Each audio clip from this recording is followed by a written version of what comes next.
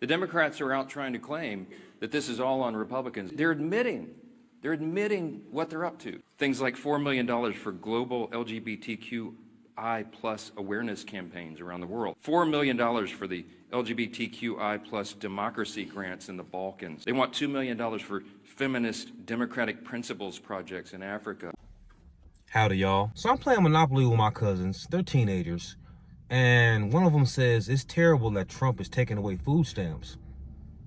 I said, cuz, who told you that? She said, well, everybody told me that. I said, cuz, do you know how the government works at all? And I said, I'm not being sarcastic and I'm not trying to treat you. I said, I'm 37 and I don't know everything that I should. I said, but do you honestly know how the government works at all?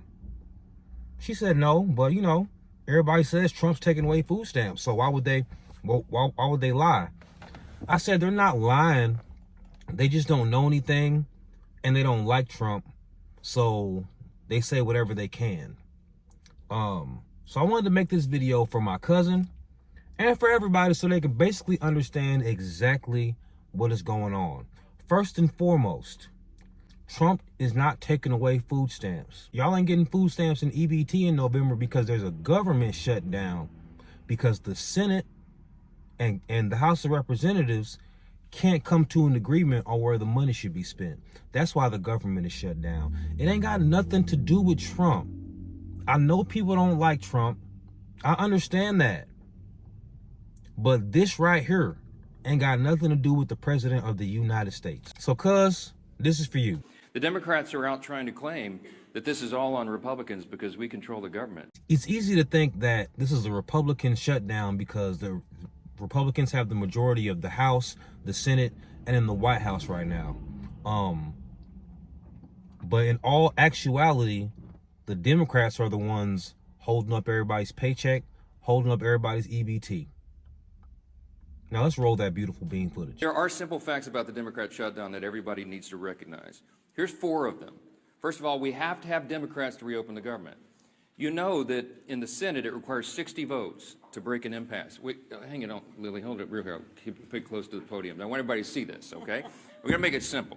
I had my 15-year-old son and some of his friends were together over the weekend, and they wanted me to explain it to them as simply as possible. This is the little formulation, okay? Hey, fellas, remember from civics, you got to have 60 votes in the Senate. We only have 53 Republicans, so we must have Democrats to do it. The Democrats are out trying to claim that this is all on Republicans because we control the government. We don't control the Senate without 60 votes, so you have to have them. Now they've voted 13 times, those Senate Democrats, counting the House and the Senate together, they voted 13 times to keep the government closed. And what they're demanding as a ransom to reopen the government are some really crazy things. They want to restore $200 billion in health benefits paid for by U.S. taxpayers to illegal aliens and non-citizens. We can't do that. They want billions of dollars in wasteful programs to be returned to foreign countries for things that none of you would agree with. We're not going to do that. They want $500 million to go back to left-leaning news organizations paid for by taxpayers. We can't do that. And then they want to cut $50 billion from the Rural Hospital Fund that Republicans got signed into law July 4th to prop up health care in red states and rural areas around the country. It's too important, but they want to take that away. They know that we can't do it. So, y'all want all this money for illegal aliens, for free health care for them, while telling Americans they can't get health care.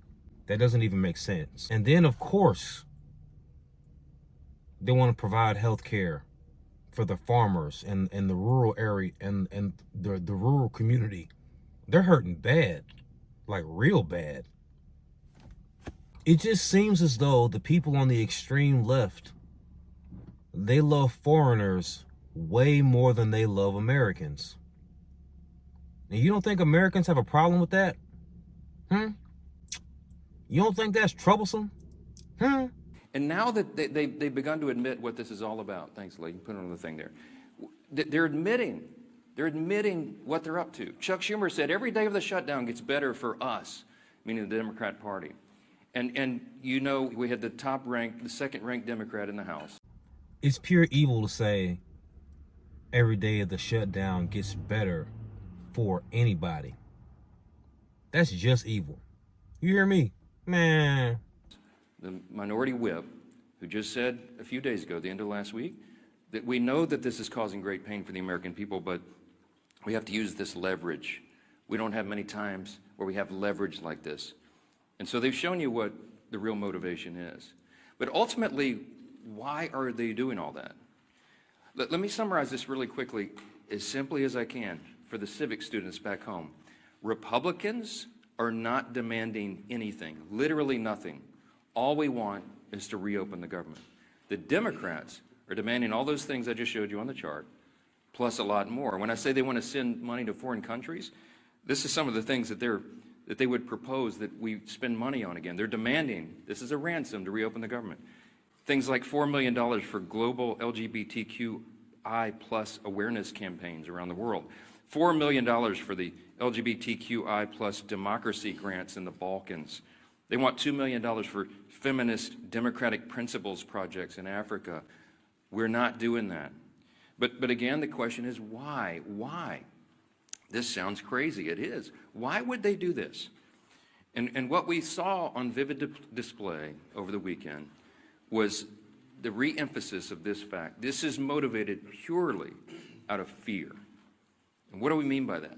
You saw the Democratic leader in the House, Hakeem Jeffries, endorse Zoran Mamdani for mayor of New York City on Friday. It was an illustration of what we're facing here. The Democrats right now fear the far left activists more than they fear air traffic controllers, border patrol agents, American service members, and so many others missing their paychecks.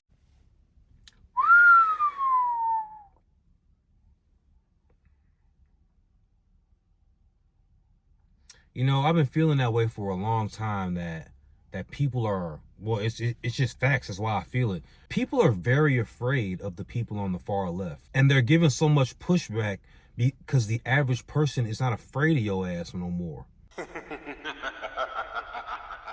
If I say I don't want to date trans women and you call me transphobic because of that, you know what I say? Okay.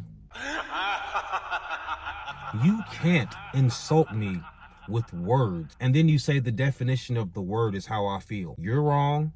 I'm right. I don't care. Why are we spending money on ubiquitous stuff in other countries? You would think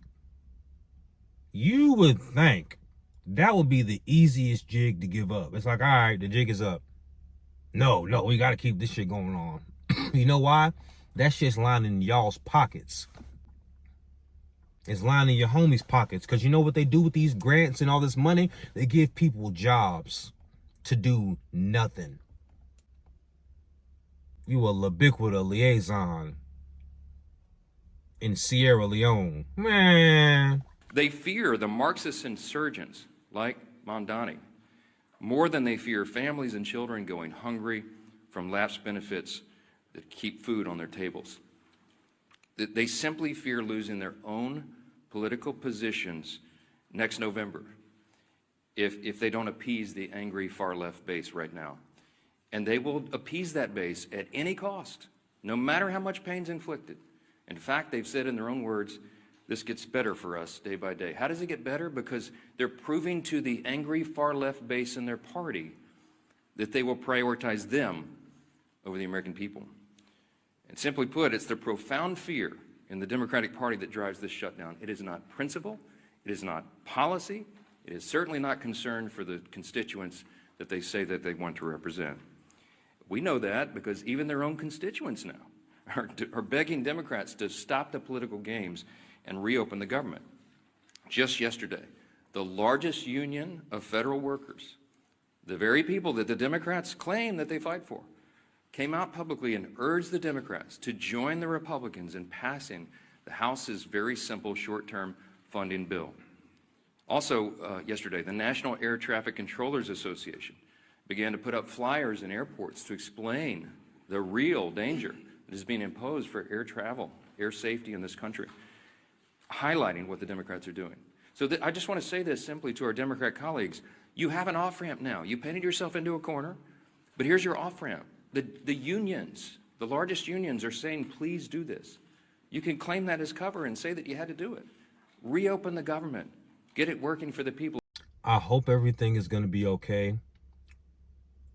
But these people have proven you can't talk to them. It's really hard to talk to people when they're stubborn, when their underlying principle is, I can't even tell you what a woman is.